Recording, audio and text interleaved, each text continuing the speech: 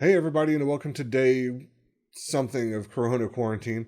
Hopefully you and those close to you are faring well and are taking all the proper precautions to stay healthy. It's been a while since I've talked about a book or a book series. Indeed, it's been almost 2 years since the last time I talked about the Mistborn Wax and Wane series.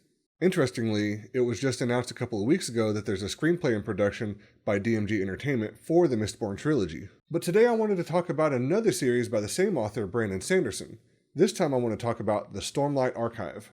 Just like the Mistborn books, this story takes place in the Cosmere, or essentially the same universe as the Mistborn trilogy, just in a different planet. The Mistborn books take place on Scadrial, and the Stormlight Archive takes place on Roshar. The current books are The Way of Kings, Words of Radiance, and Oathbringer. Now there is a lot to digest in terms of world building, so here are a few of the non-spoilery things that are good to know going into it.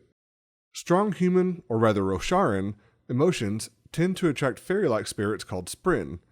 Some are basic and mindless, others seem to show organized and coherent thought. It makes hiding emotions hard. For example, if you are furious, you may be able to hide your facial cues, but the anger Sprin bubbling up on the ground could give you away. Every emotion and physical object is thought to have a Sprin. Higher Sprins, ones with independent thought, can appear to only people they wish to be seen by, whereas lower Sprin just tend to appear where they are drawn by a strong emotion. The world of Roshar is rough.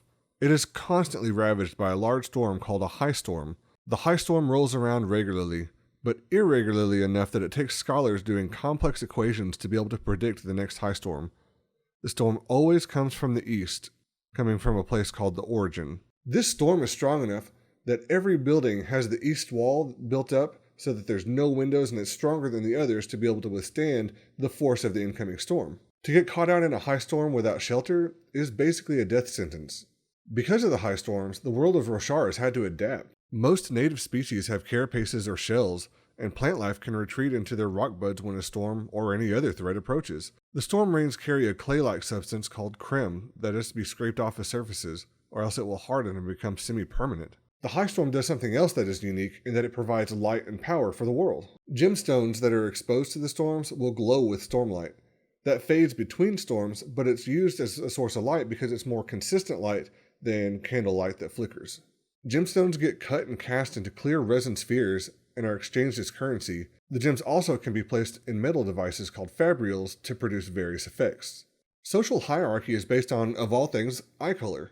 So people with light eyes are ranked higher than people with dark eyes. Even a poor, destitute light eyes is viewed as higher than a well-to-do dark eyes.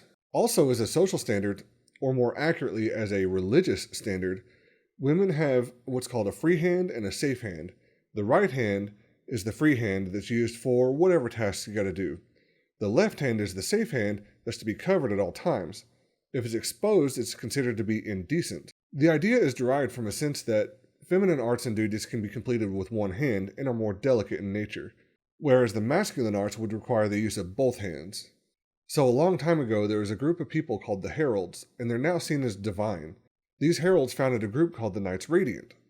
These Knights Radiant fought with special weapons, armor, and abilities to save humanity, or Rosharanity, from entities known as Voidbringers. For one reason or another, the Knights disbanded, and the Heralds were never heard from again.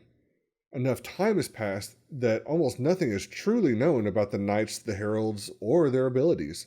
For centuries, the Rosharans have used another race of humanoids as servants. These are referred to as Parshmen. Parshmen are described as having marbled red and white or red and black skin in unique patterns.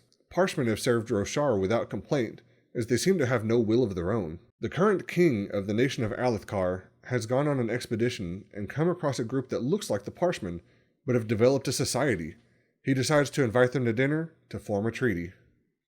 That's as much as I dare say and still be able to call this non-spoilery.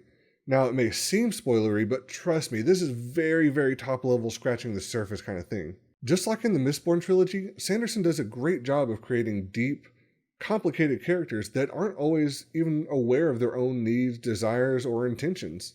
Like many great fantasy writers, he brings to light some of our own social issues, but in a more limited perspective, and at times very subtle ways. The lore is very deep and very detailed.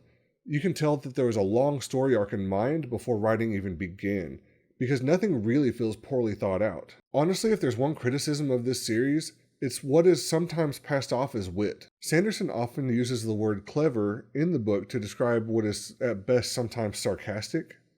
It seems like even he realizes that sometimes what is said isn't going to be seen as witty, because he'll have another character that heard what was said say something to the effect of, "How clever," like he's beating you on the head, that it's supposed to be perceived as wit. That being said, I really enjoyed the first 3 books, and with social distancing going on and quarantines going on, it's the perfect time to read them. Plus, the 4th book, The Rhythm of War, is set to come out later in November of this year. The audiobooks are read by Michael Kramer and Kate Redding, the same people who read the Wheel of Time books for their audiobooks. I really enjoy their performances, even if sometimes they don't say things the exact same way. For example, in this series, there's a character who goes by the name Sadius, and Michael Kramer says Sadius, and Kate Redding, at least at times, will say Sadius or something like that, and having the inflection off sometimes is a little distracting, but honestly, it's not that bad. Seriously, go pick up these books, download them, whatever you gotta do. It's worth the read and they will keep you engaged for a long time. That's it for now. Make sure you click that subscribe button and ring that bell for notifications. Follow me on various social media at ThaxCast. But until next time, thanks for coming by, be good to each other, be safe, and have a good one.